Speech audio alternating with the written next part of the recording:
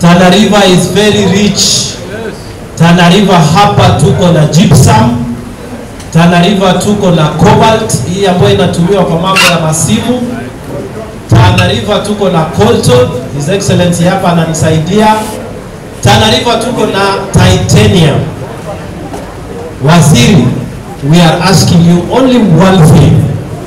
Tunataka public participation before any licenses are issued katika hii Tana River County. Public participation. Wananchi wetu hapa Chardende gypsum imekuwa mind miaka yote na hatujapata mafanikio yoyote. Sasa tunaambiwa wanataka kuanzisha titanium, wanataka kuanzisha coltan, wanataka kuanzisha cobalt. Gavana hapa nimemuuliza kama wamepata cess ama levies yoyote. Hakuna kitu tunapata. So we want you to use your authority as a minister. Waambie hawa chiefs and assistant chiefs, hawa wakubwa ACCs na DCCs ya kwamba na county commissioner, there should be no mining of any minerals in Tana River before public participation is done. Na ile shara yetu tujue iko wapi.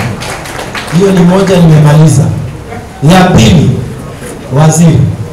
waziri, Tana River, that's the second one. Waziri, tuko na NGOs nyingi. Waziri, you are the one who licenses these NGOs. Waziri, NGOs at Tana River haziandiki watu wetu, kweli urongo? Watu wetu hawaandiki makazi kabisa. We want you to make a regulation. Hata project ya magari mzee anajiambia wanapeana nje. We want you to make a regulation ya kwamba 30% ya wale employees wakija hapa Tana River wakuwe ni watu wa Tana River.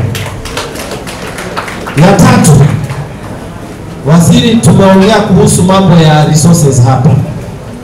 Hii prison yetu hii ni ndogo sana. Na hii prison it has become a museum. It was a 1963.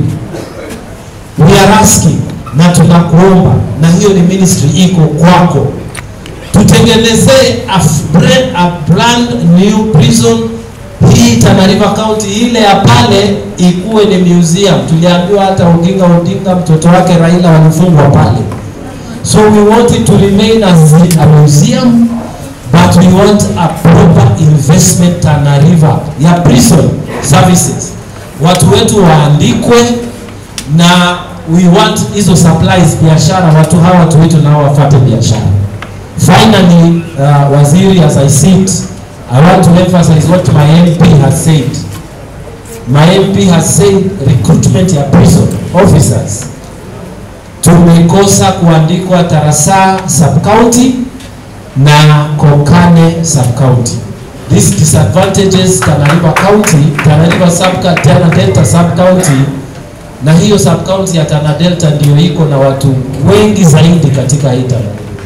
Imagine waziri, the other two areas wamepewa, Galole wamepewa recruitment center 2, Pura wamepewa recruitment center 2, lakini Garseni ambayo ndio iko na watu wengi, Tana Delta tumepewa recruitment center 1. Yet we have 3 sub-counties ambazo zimekuwa announced. So Tarasa sub-county, Kokane sub-county, tunaomba, as I emphasize what my MP has said, tunaomba utupatie recruitment center kwa ajili ya hii mambo ya prison.